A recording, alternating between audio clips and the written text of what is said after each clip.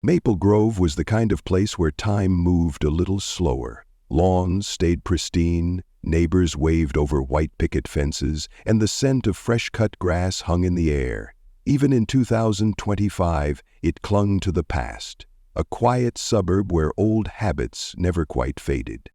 Jamal had lived there for a year, a 30-year-old tech worker who kept to himself, content with his little corner of the grove. His only real companion was Spike, a tiny green lizard he often set outside to bask in the sun, a harmless creature, barely bigger than a soup spoon. But next door, Karen was watching. At 55, wiry and sharp-eyed, she had made the neighborhood her domain. She noticed everything, and when she saw Jamal's lizard glinting in the evening light, something in her stiffened. She half expected him to roar, trample her flower beds, and leave claw marks on her pristine lawn. "A dinosaur," she muttered, her mind racing faster than a jackrabbit on hot pavement. Before Jamal could so much as offer a friendly nod, she'd already whipped out her phone, jabbing 911 like she was sounding the alarm for an alien invasion. "Yes, hello? There's a man with a dinosaur in his yard," she barked, voice sharp enough to send the crickets into early retirement. "I don't feel safe. Send someone quick." Jamal froze mid-whistle as her words sliced through the evening air. He glanced at Spike, who flicked a lazy tongue, then back at Karen, now storming inside to wait for the cavalry. To her, this wasn't just a pet, it was proof of trouble, and she wasn't about to let it slide. The sun had barely dipped below the trees when sirens split the evening hush, a wail usually reserved for real emergencies. Like the time Mrs. Carter's cat got stuck in the oak tree. A squad car rolled up, tires crunching over gravel, and out stepped two officers with the weary squint of men who'd seen too much nonsense in their years on the job. Jamal set Spike's cage down and strolled to the front yard, hands in his pockets, figuring this had to be a mix-up. "Evening, officers," he said, calm as Sunday supper, while Karen peeked from her porch like a detective in an old Perry Mason rerun. The taller cop, a broad-shouldered man with a graying mustache, tipped his head toward the cage. "Got a call about a dinosaur?" he said, voice flat but with a flicker of amusement. Jamal chuckled, scratching his neck. "That'd be Spike. Just a lizard, legal and all, likes his son." The second officer, a wiry woman with a clipboard, crouched to peer at Spike, who blinked back, wholly unbothered. She let out a soft snort, then stood. "Ma'am," she called to Karen, "this isn't an emergency. It's a pet, not Jurassic Park." Karen huffed, arms still locked tight across her chest, insisting she was keeping the neighborhood safe. The mustached cop shook his head. "Let's not tie up the line next time," he said, firm but polite, before the two officers climbed back into their cruiser and rolled away. Jamal watched them go, half amused, half baffled, figuring Karen was just one of those folks who saw trouble where there wasn't any. With a small shake of his head, he grabbed Spike's cage and headed inside, hoping, probably in vain, that this was the last of it. Maple Grove had settled back into its summer rhythm, the kind where days stretched long and lazy, like back when kids rode bikes until dark and porch lights flickered on for supper. A few weeks had passed since Karen's dinosaur panic, and Jamal had mostly shrugged it off, chalking it up to her being the neighborhood's self-appointed watchdog, always barking, rarely biting, but lately something else had been gnawing at him. His Wi-Fi had slowed to a crawl, moving slower than a tractor on a dirt road. He'd be deep in his work, fixing code for some big-shot client when the screen would freeze, or his Zoom calls would sputter and crackle like an old AM radio station. One muggy afternoon he stepped outside, phone in hand, squinting at the signal bars under the shade of his maple tree. "Come on now," he muttered, poking around in his router app to reset the connection. "Nothing fancy, just the usual tinkering folks did when the internet acted up." The breeze stirred the leaves, a cardinal chirped somewhere nearby, and for a moment it was almost peaceful, aside from the glitch. Jamal didn't think twice about standing there, phone in hand, coaxing his network back to life. He'd grown used to the quiet of his little corner, the way folks either nodded hello or left him be. What he didn't see was Karen, perched at her kitchen window, eyes locked on him like he was Jimmy Hoffa plotting a heist, To her, a man with a phone wasn't fixing anything. He was up to no good, plain and simple. Karen stood at her kitchen window, peeking through the curtains just enough to keep her eagle eyes locked on Jamal. There he was again, out in his yard, holding that phone of his like some high-tech gadget straight out of a James Bond movie she'd caught on late-night cable back in the 80s. To her, this wasn't just a man fixing a glitch. It was a full-blown conspiracy unraveling right under her nose. "He's hacking something," she muttered, mind spinning faster than a top. "Probably my bank account or the whole neighborhood's Wi-Fi. Who knows what folks like him get up to?" Karen had always figured technology was nothing but trouble, ever since her VCR blinked 12 for a decade straight. Now, here was Jamal proving her right. In her world, a black man with a phone wasn't troubleshooting, he was a crook, straight out of one of those gritty cop shows she loved. The kind where the bad guy always got caught in the last 5 minutes. Before Jamal could even save his new password, she had snatched her phone off the counter and punched in 911 with the speed of a woman who had dialed it more times than the pizza joint down the road. "Hello?" "Yes, it's urgent," she snapped, her voice sharp enough to slice through the afternoon heat. "He's out there with his phone doing something sneaky. I bet he's hacking us all. You need to send someone now." She hung up, triumphant, as if she'd just foiled a bank robbery. Peering out again, she watched Jamal, still tapping away under the maple tree, blissfully unaware of the storm she was brewing.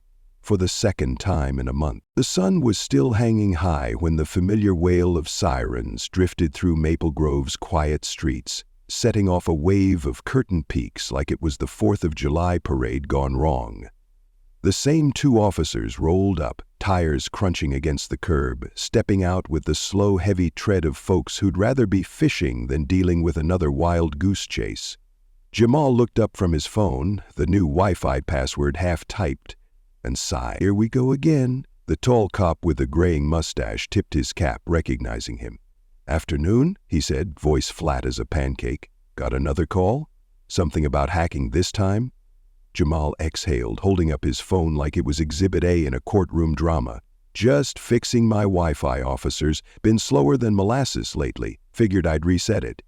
The wiry woman officer stepped over, squinting at the screen, then nodded. "Looks fine to me," she muttered, scribbling something on her clipboard.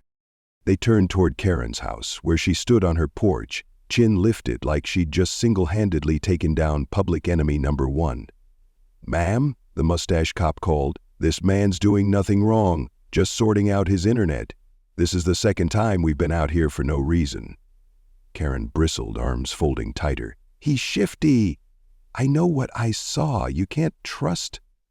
She clamped her mouth shut, but the look in her eyes said plenty. The woman officer's jaw tightened, and she stepped closer. "Listen good," she said, sharp but steady.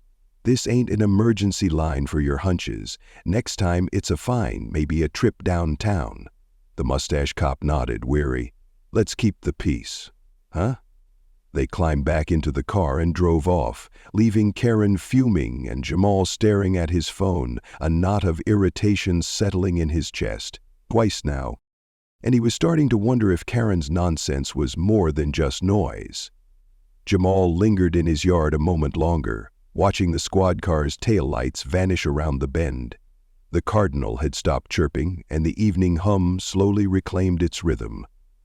He glanced at his phone, the new Wi-Fi password glowing on the screen, but the knot in his chest refused to ease.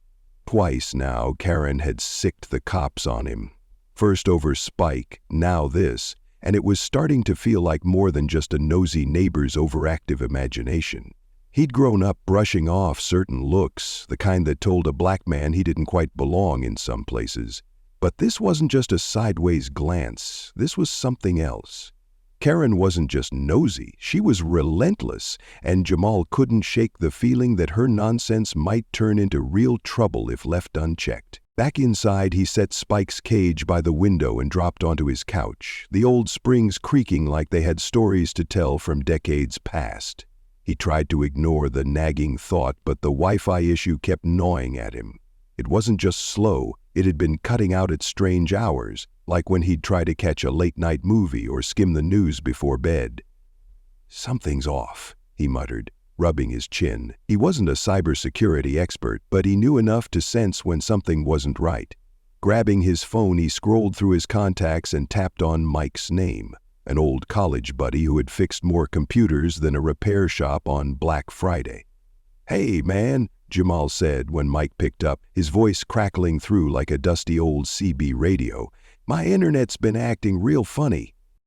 "Can you swing by tomorrow and take a look?" Mike chuckled, that easy laugh Jamal remembered from their dorm days. "What, Karen got you paranoid now? All right, I'll bring my tools." Jamal smirked but didn't fully relax. He had laughed off the Dinosaur mess, even the hacking accusation, but this wasn't something he was letting slide. If there was something wrong with his Wi-Fi, something more than just a bad signal, he was going to find out. He wandered over to the window, peering at Karen's house, where warm light glowed behind her tightly drawn curtains. His jaw tightened. What was she going to pull next? Morning broke hot and hazy over Maple Grove, the kind of summer day where lawns shimmered with dew and old-timers nursed their coffee, swapping stories about when kids stayed out till the streetlights buzzed on. Jamal was up early, pouring a mug of black coffee strong like his dad used to brew, while his thoughts churned. That Wi-Fi mess from last night was gnawing at him like a dog worrying a bone. At 10 sharp, Mike's beat-up pickup rattled into the driveway, toolbox clanking like a junk drawer in a windstorm. He hopped out, flashing a lazy grin, ponytail swinging. "All right, let's see what's got your internet spooked," he said, stretching like he'd just rolled out of bed. They set up in the living room, laptop humming on the coffee table while Spike lounged in his tank, sunning like a reptilian bodyguard. Mike plugged in a chunky device, looked like something scavenged from a 90s Radio Shack clearance bin, and started typing, his brow furrowing deeper with every keystroke. After a long beat, he exhaled sharply. "Man, this ain't just a weak signal." His voice dropped, the usual ease in his tone gone. "Someone's hijacked your network. Big time." Jamal stiffened, coffee cooling in his grip. "Hijacked? You mean like stealing my Wi-Fi?" Mike shook his head. "Worse, they're using your connection to pull down some seriously shady stuff. We're talking dark web levels of bad." A chill ran down Jamal's spine. This wasn't just a glitch. It was a setup. He grabbed his phone without hesitation. "We're calling the cops." Not 911, he wasn't about to pull a Karen, but the non-emergency line he'd saved after her last stunt. The officer who answered sounded half asleep. Until Jamal laid it out. Hacked Wi-Fi, illegal downloads, and God knows what else. Suddenly the voice on the other end sharpened. "We'll send someone over." Mike kept typing, fingers flying across the keyboard, his face set in grim concentration. Jamal paced, glancing out the window at Karen's house.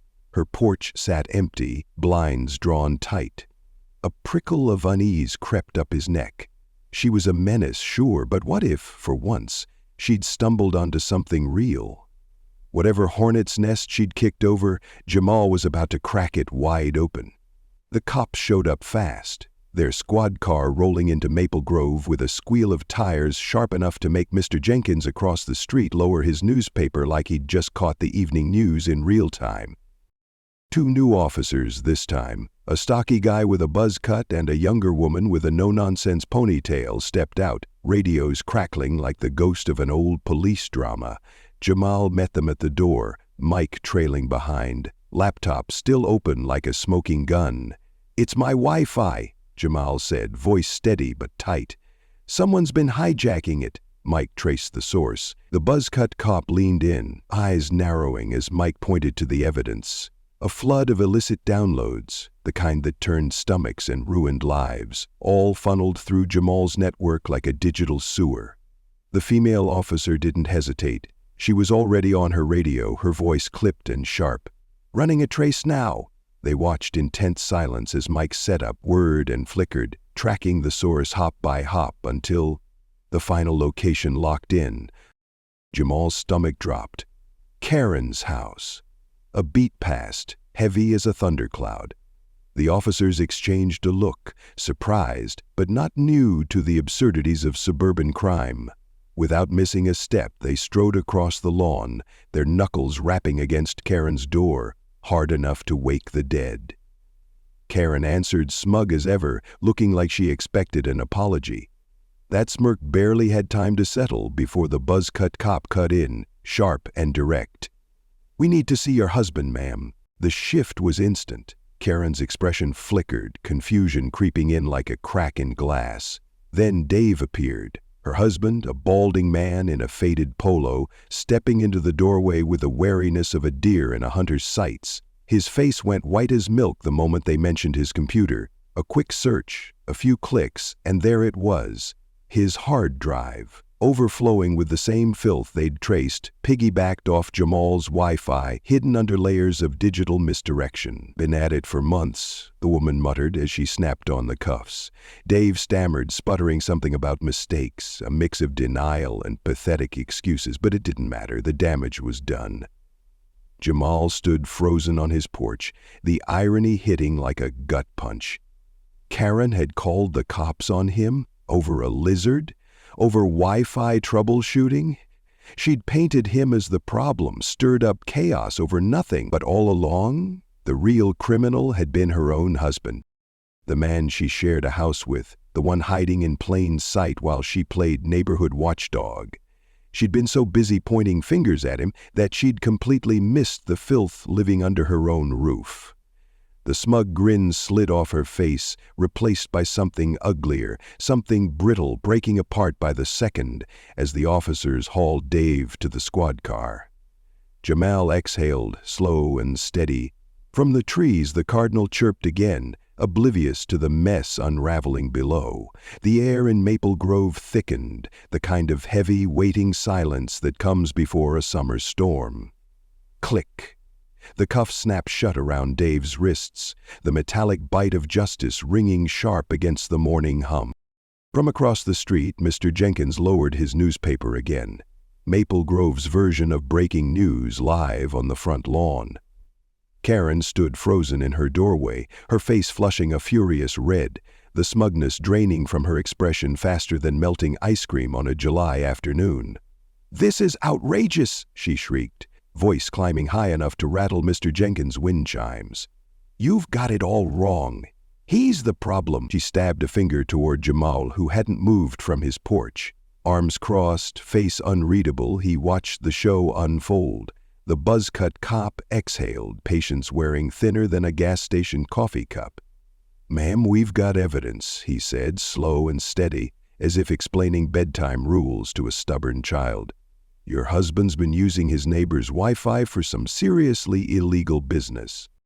Karen's head snapped toward Dave, now slumped in the squad car, his face ashen, sweat beading along his receding hairline.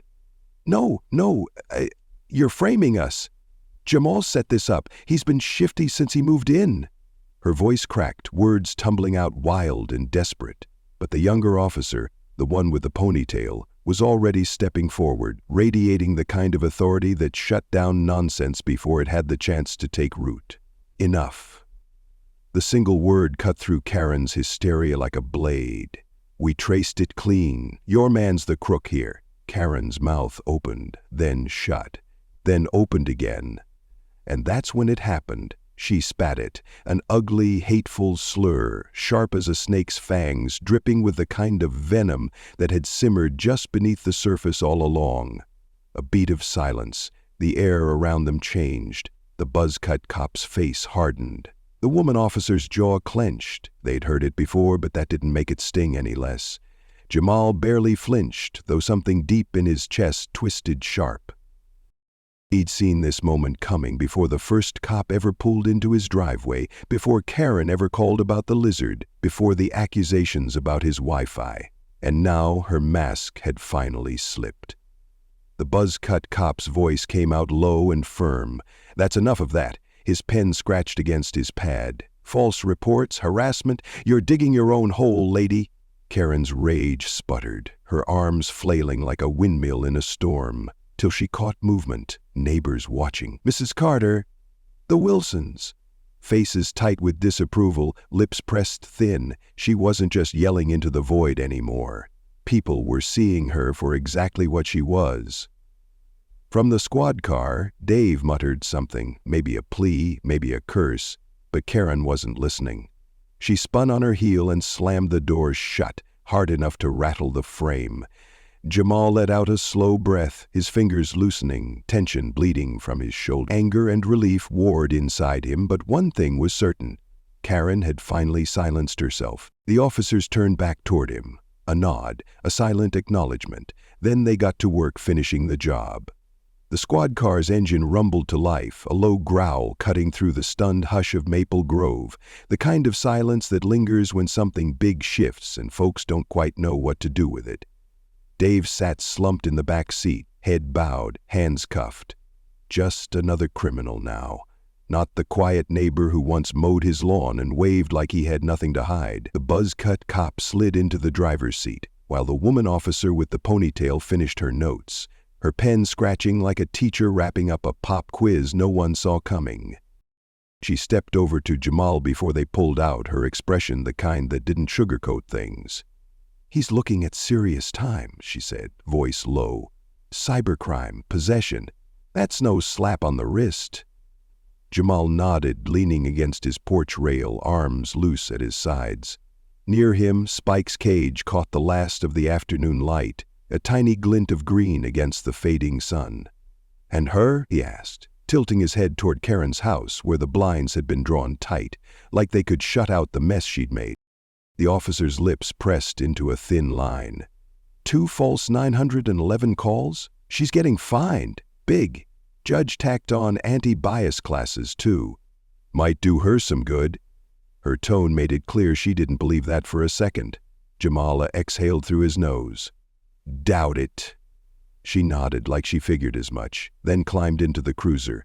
The car pulled away, slow, Dave's pale face shrinking in the window until it turned the corner and disappeared. Stillness settled over Maple Grove, a weight heavier than the humid air. But word spread fast, faster than gossip at a church potluck, faster than the smell of barbecue on a Sunday. By dusk, folks knew the whole ugly story. Karen's fines hit hard, a couple grand she'd have to scrape up, and the judge didn't mince words. One more stunt, and she'd be seeing a cell herself. The classes were the real kicker. 8 weeks of lectures on tolerance, the kind of thing she'd scoff at till her face turned blue. Jamal heard about it from Mr. Jenkins the next morning. The old man hobbled over, his cane tapping the pavement, a slow grin stretching across his weathered face. "Serves her right," he rasped, shaking his head. "Been stirring pots too long." Others chimed in, little gestures that said plenty. Mrs. Carter left a note admitting she'd misjudged Jamal. The Wilsons dropped off a pecan pie, a quick sorry scribbled on the box. A quiet apology, but an apology all the same. And Karen? Her house went dark. No more porch vigils, no more spying from behind lace curtains. A for sale sign popped up within the week, leading crooked in the yard like even it didn't belong there. But nobody called the number. The same neighbors who once waved politely now crossed the street when they saw her shadow, tired of the drama, the noise, the division she'd sown. Jamal watched it all unfold from his front steps, coffee in hand as the sky dipped into shades of gold and rose, the kind of colors you'd see in a Norman Rockwell painting, back when neighborhoods still felt like something worth believing in. He hadn't wanted this fight, hadn't asked for Karen's venom or Dave's dirt, but he'd stood his ground, and that felt like something. The fines, the cuffs, that was justice. But the real win? The quiet. No more sirens, no more accusations thrown over the fence. Beside him, Spike basked in the fading sun, flicking his tongue like he had all the time in the world. Jamal let out a slow breath, feeling lighter than he had in weeks. Karen had swung at him with lizards and phones, and all she'd managed was knocking herself flat, taking Dave down with her. Maple Grove wasn't perfect, probably never would be. But it was his again, a place where peace wasn't just a hope, but a fact. Jamal tipped his mug toward the horizon, the last light glinting off the rim, and figured maybe the neighborhood had learned something from all this after all. A few days later, Maple Grove woke up different. Not in a way you'd see right off, but in a way you'd feel, like the air after a summer storm, fresh and full of something new. The sun climbed slow, spilling gold over lawns that had been here longer than half the folks who tended them. the same yards where kids once peddled swins and traded baseball cards on the curb. Jamal noticed it first, sitting on his porch, coffee warm in his hands. People weren't just peeking out anymore, they were stopping by. Mrs. Carter came first, shuffling up the walk with a plate of oatmeal cookies still warm from the oven. "I should have said something sooner," she murmured, her voice wobbly but kind. "Karen had us all jumpy." Jamal took the cookies with a nod, figuring apologies tasted better with raisins. The Wilsons came next. Not with another pecan pie, but with easy conversation, the kind that didn't feel forced anymore. They stood around a while, talking about the weather, the azaleas, how the mail had been coming late, small things, but real things. Then, old Mr. Jenkins hobbled across the street, his cane tapping like a metronome against the pavement. He didn't ask permission, just plopped himself down on Jamal's steps with a grunt. "We let her run the show too long," he grumbled, squinting at Karen's dark house. "Thought she was just loud. Didn't see the rot." Jamal let him talk, just listening. Jenkins had stories about the grove before the sidewalks, before the streetlights, when all this was dirt roads and unlocked doors. Today, it seemed like he needed the telling. Other neighbors waved from their porches. A few even asked about Spike, grinning like they'd finally met the little guy who'd kicked up all the fuss. It wasn't a parade. Wasn't a block party like folks used to throw when disco was king, but it was something. The neighborhood exhaled, shaking off the weight of Karen's noise like a coat too heavy for summer. Jamal didn't feel like a hero, just a guy who wanted to live his life. But as the days stretched on, those nods, those easy smiles, they stitched Maple Grove back together, thread by thread. Proof that folks could shift when the truth came knocking. Karen's shadow was fading, and for the first time, Jamal felt like he belonged. Karen's house sat quiet now, a gray shadow against the steady hum of Maple Grove, like a boarded-up store after the town's moved on to brighter days. The for sale sign out front leaned crooked, its letters curling at the edges, worn thin by time and disinterest. No more pacing the porch, no more sharp eyes darting over fences. No more phone clutched like a lifeline. Those days were gone, snuffed out faster than a candle in a windstorm. Word around the neighborhood was she'd holed up inside, curtains drawn so tight the house looked abandoned. But silence, folks had learned, could be louder than shouting. Mr. Jenkins swore he'd spotted her once, slipping out for the mail, head down, shoulders hunched, moving quick like a kid sneaking candy from the 5 and dime. "She's done for," he'd muttered, tapping his cane with a grunt of satisfaction. The fines had hit hard, thousands she couldn't dodge. The anti-bias classes loomed like detention for a student who never thought they'd get caught. But it wasn't just the money. Karen had lost the Grove, Mrs. Carter's casseroles. Gone. Now when her shadow flickered behind the blinds, folks crossed the street, their faces set like they'd finally seen through a bad actor in an old black-and-white film.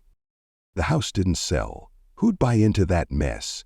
She'd built her kingdom on noise, lizards and phones and wild accusations, only to watch it crumble when the truth about Dave spilled out.